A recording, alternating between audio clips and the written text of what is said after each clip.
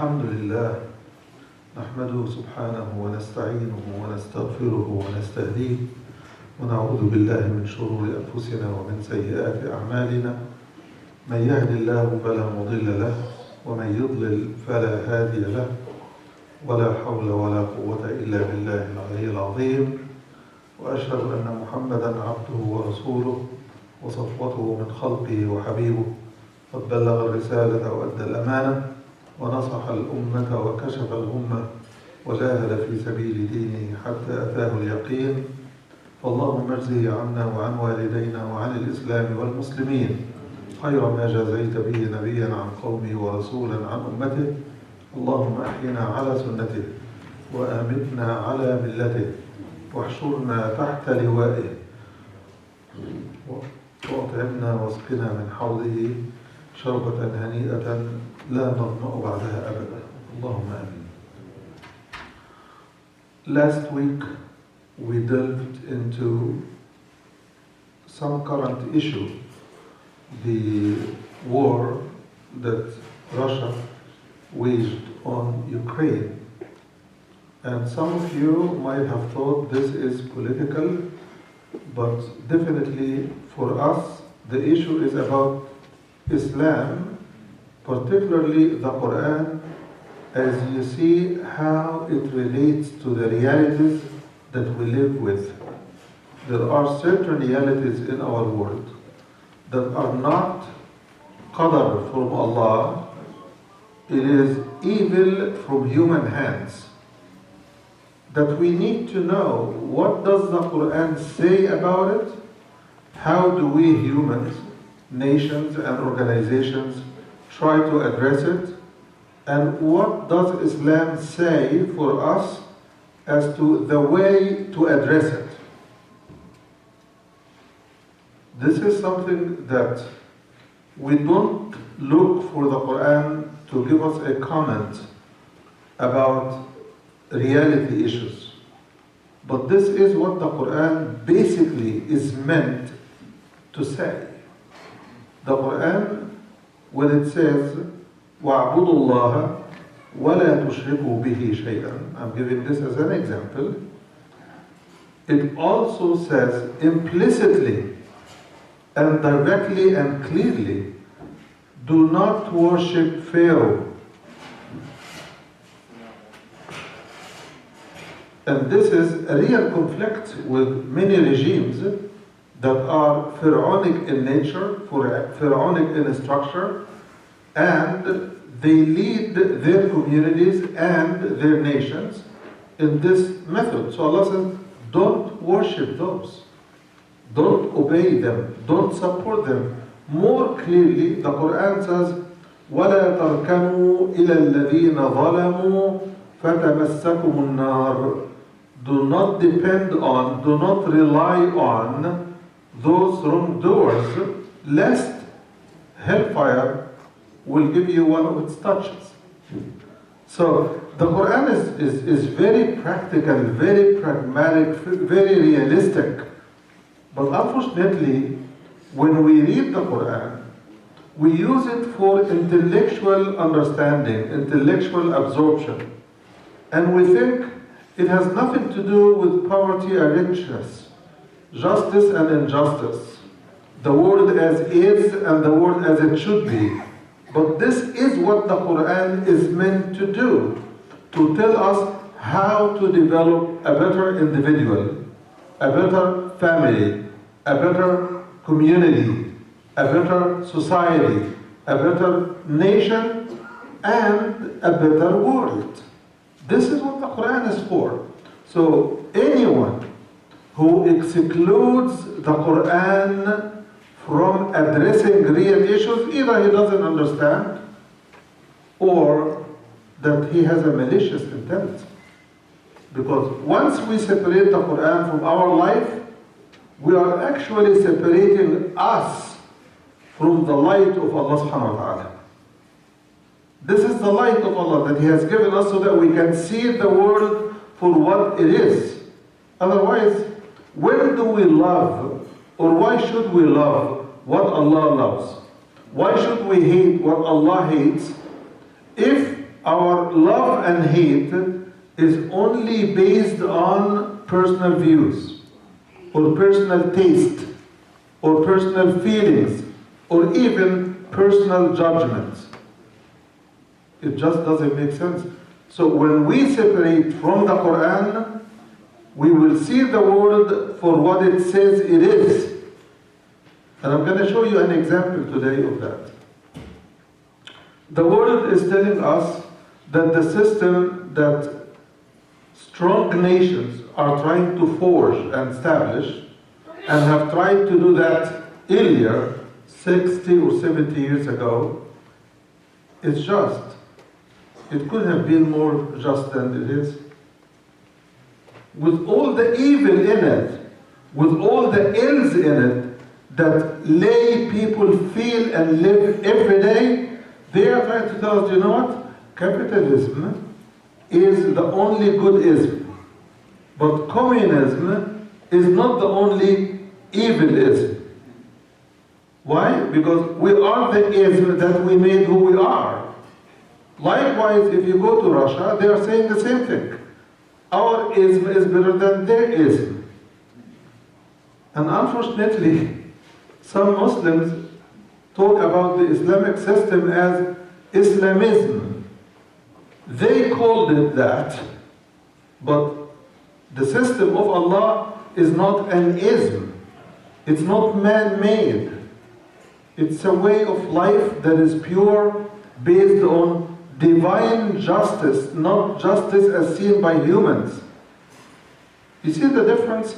So when we read the Quran for intellectual or even spiritual satisfaction, and that's it, we are isolating ourselves from the light of Allah and consequently from the mercy of Allah subhanahu wa ta'ala. So let us go back to continue where we left. We established by reason of logic, reality, and what we see even on TV, if you have TV. I don't have TV. Anyway, the reality is telling us that might is right. If you have the might, you have the right. And this is not something that we should start proving by Russia invading Ukraine. Russia has invaded Afghanistan before. Britain and France have invaded the whole Muslim world before, right? The Jewish state was based on displacing and turning a whole population into refugees in front of our eyes, and they said the division between Israel and the Palestinian is a fair division. So Allah subhanahu wa ta'ala tells us what justice is, and what is just and what is not. But let us see how the world sees itself, so that when we tackle that issue, we tackle it with the Quran in the background. You know, the vast majority of Muslims, including Muslim scholars, they take from the Quran, and the best among them would try to apply it with their own views. But no, we should apply it as is. It is, as I mentioned before, the Quran is the yardstick by which you measure. So you cannot hide the yardstick in your pocket and say, this measures about 3 feet. It's either 3 feet or more or less. If you have a measure in your pocket, would you guess what the measure is, or would you use the measure? If you want your work to be accurate, you get the measure out of your pocket and decide. So, we established also last time that the principle of might is right is destroying the world as we grew up to know what it is, even though it has been unjust for as long as we lived. But now we are seeing the sliding slope has brought us where we are on the verge of a nuclear war. The only thing that is stopping the West from interfering is the fear of getting nuclear. At least this is what they are saying. So we take them at their word. So if the nuclear weapons are the only thing between us and total destruction of the earth, this is not the brink of failing. This is as failing as it can get, because after that is total destruction, total annihilation of the human race and maybe all other creatures. Which means we are in a serious intersection in our life. So Allah subhanahu wa ta'ala tells us, prepare whatever means of power you can so that you may deter aggression. People do not attack the powerful. How many times should we say this? So we should be powerful. I'm not saying we should have nuclear weapons or not, but we should be powerful enough to deter aggression. So people decided 60 years ago or so, maybe 75 years ago, they decided to establish an organization called the United Nations for the sake of peace, security, and stability, and against war and all of this. So I decided to look at some stuff there because we're trying to figure out where things went wrong from the perspective of the Quran. It's that deep, we have to go there. So, in the introduction, the United Nations, Charter, speaks of the basic rights of all humans. And it says, it is because of our belief in the basic human rights and the dignity of the individual and his value, and what is for men and women of rights, and that the huge or large nations and small ones do have equal rights. So you think that the whole charter now is going to talk about equal rights for all, at least for nations, and they mention also individuals, they mention men and women, and if they went on, they would say poor and wealthy, healthy and sick, right? So it's included here. But the claim that this is the foundation of the charter has just been violated as soon as they got to the structure. In the structure, because this is the work of the so-called Big Five or Big 10 or Big 20 of that time, who decided to do that. So those who had then nuclear powers, they decided that Big Five are not equal to anybody. And nobody is equal to the Big Five. And any system that you set up, and you violate the system in the setup, is not going to work. It's not going to work.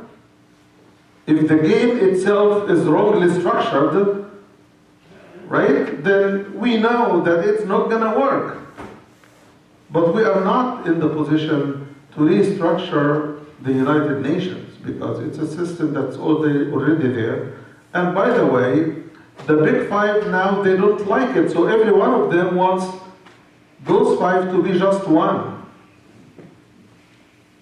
Because they think that multiple gods is not a good system. You see where Islam comes in? Multiple gods, تعدد الآلهة في نظام واحد will lead to the destruction.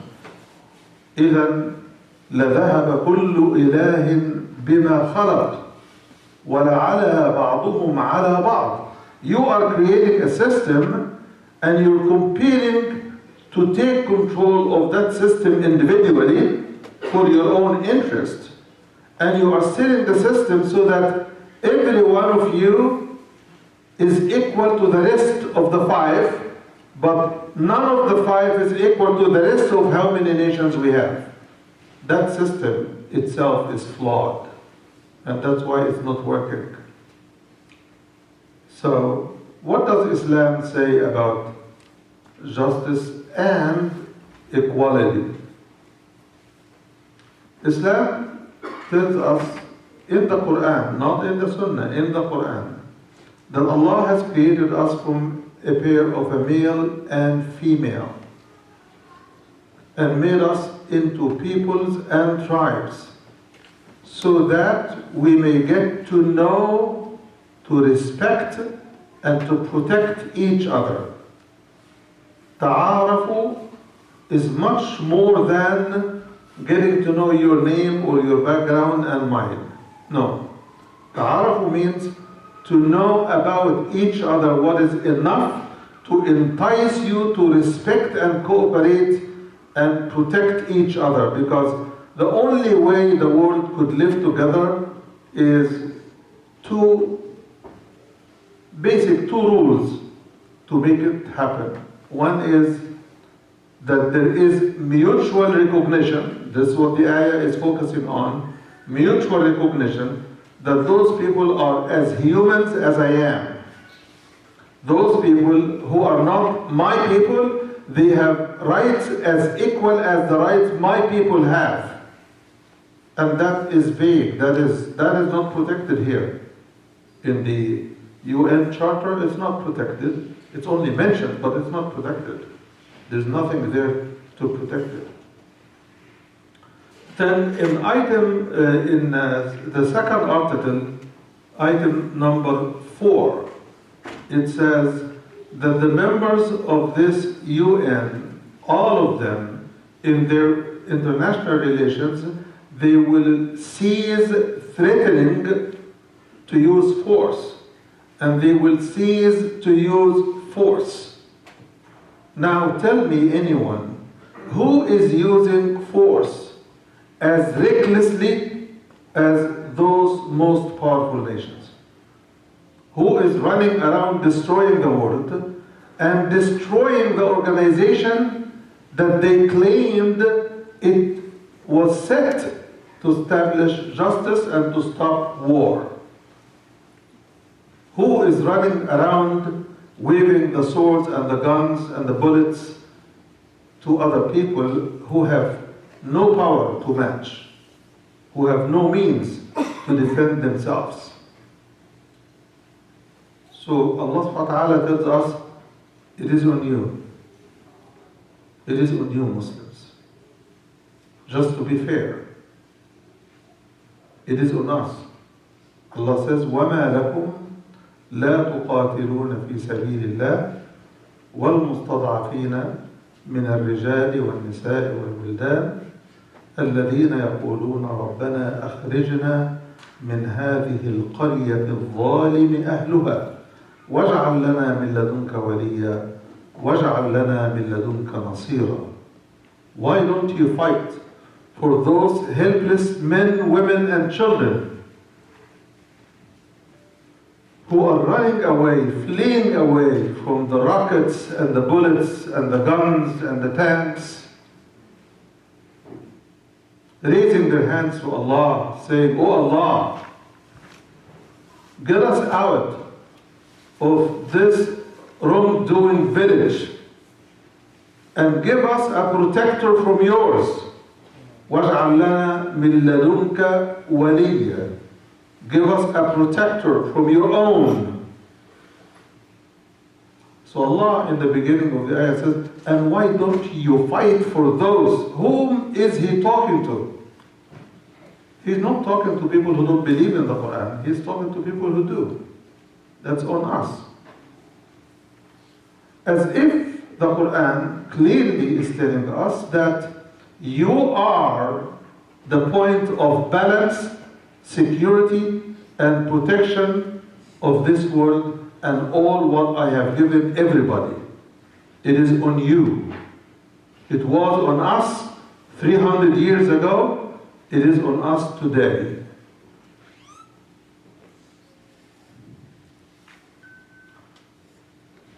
So, again, the second article, item number 4, that nobody will threaten nobody with force and nobody will use force. How did the Zionist movement strip the people of Palestine from their land? Right? Do you know that it looks like from the timing of the establishment of the League of Nations and then the United Nations, that it was meant just for one single purpose, and it continues to serve that purpose until today. I don't want anybody to send me their labels because I care less what people say about me. The timing was 1945 and 1947 is a decision of what? Taqsim, dividing Palestine between the Zionist movement and the Palestinians, the original inhabitants of the land. And by the way, the Palestinians in those terms, for those times, were including Muslims, Christians, and Palestinian Jews who lived as neighbors. The only thing in recent history that it reminds me of is what you have seen in 1992, 93, and 94 of the Serbian attack on the Muslim Bosnians. Serbs and Croatians, they were fighting against Muslims. What was it for? It was a genocide. They wanted to exterminate them. This is a video that we have seen on TV. We didn't see the videos of Palestine, very little, documentaries and stuff like this, but this one we saw it live. And still, our Ummah didn't have the power to do enough. So we did almost nothing in both cases. So the Quran is telling us it is on you. Whenever there is a helpless person, it is on you to help them. He is helpless absolutely to attract our attention to how much help they need so that we give them all what we can. And when we stand for others, Allah will stand for us. من كان في حاجة أخيه كان الله في حاجته. If you stand up for others, Allah will stand for you. If you protect others, Allah will protect you. And Allah does not hide this from us.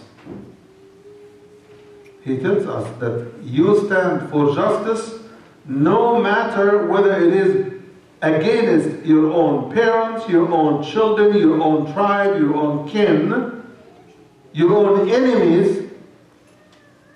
So it is a huge push from the Quran that standing for justice is almost as great and huge in the eyes of Allah as the first pillar of Islam. You believe in Islam, you must believe in justice because Allah, the one you believe in, called himself the just one. The just, subhanahu wa ta'ala. So, again, what does Islam offer? I think my time is up. And it may be literal, but Allah subhanahu wa ta'ala tells us, وَإِن طَائِفَتَانِ مِنَ الْمُؤْمِنِينَ اقْتَتَلُوا. Even if it were two believing communities fighting against each other, Allah subhanahu wa ta'ala says, فَأَصْلِحُوا بَيْنَهُمَا. Reconcile between them as much as you can. فَإِن بَغَتْ إِحْدَاهُمَا عَلَى الْأُخْرَى. This is more an application of the general rule. We said the general rule from Surah An-Nisa that it is on us, on you Muslims, to stand up. Here are the details in Surah Al-Hijrah. if two communities, even who are believers, fight, reconcile between them, فإن بغت إحداهما على الأخرى, if one of them transgresses after reconciliation on the other, against the other, فقاتلوا التي تبغي, fight the one, fight, is the Quran saying. This is in defense. Here it says, not of yourself or your interest. Here is the defense of others. And that applies for believers and non-believers. So what is the fight for? Or what is the fight against? The ayah says, فَإِن بَغَتْ, if one of them transgresses, then fight the one that transgresses. So the fight is against transgression. The fight is against aggression, because it debases the rules of justice, coexistence, and living together as humans.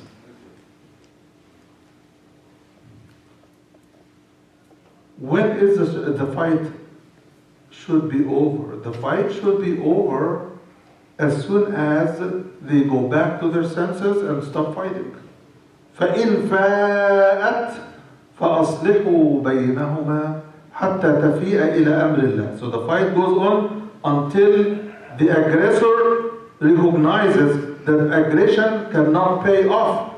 So the purpose, the ultimate purpose of our intervention here is to stop aggression, because this is the only way to establish justice. And then فَأَصْلِحُوا بَيْنَهُمَا بِالْعَدْلِ وَأَقْسِطُوا, reconcile between them with justice and be fair. Be fair. But we cannot look the other side when the world is destroying the weakest. We are not fish living in the sea, that the big fish eats all the small fish. We are humans with equal dignity, irrespective of our tongue, color, ethnicity, background, social status, economic status, wealth, health, sickness, anything. We are all humans. This is what the Quran teaches, and this is what Allah expects of us. May Allah subhanahu wa ta'ala open our hearts for the Quran and help us apply it in our life.